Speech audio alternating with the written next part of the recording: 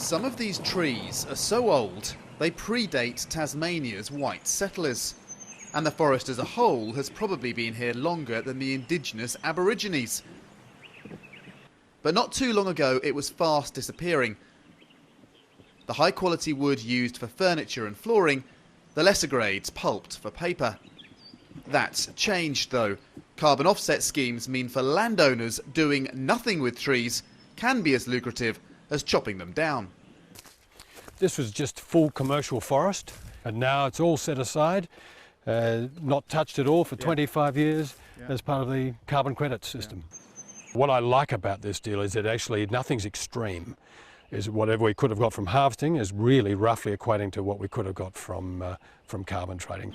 RODERIC has 35 square kilometres of forest that he doesn't touch, and for that he earns carbon credits worth $300,000 to $400,000 a year. This Sydney hotel buys some of those credits as so-called carbon offsets.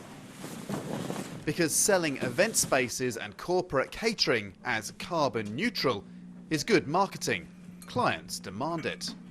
Many of the tenders that we're responding to now, they've all got a corporate responsibility section in there, or a sustainability section, or a footprint section. Australia has just legislated for a carbon tax and trading scheme. When it begins next year, 500 top polluting companies will have to pay for their emissions.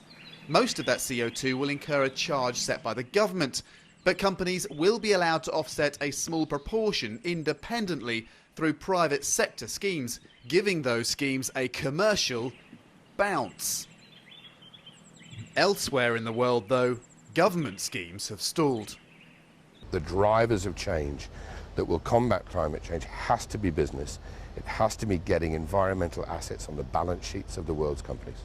So far, schemes like this are relatively limited. Just 13 landowners in Tasmania are involved in this one. But they make genuine money. And where there's profit in green initiatives, there's hope there'll be more.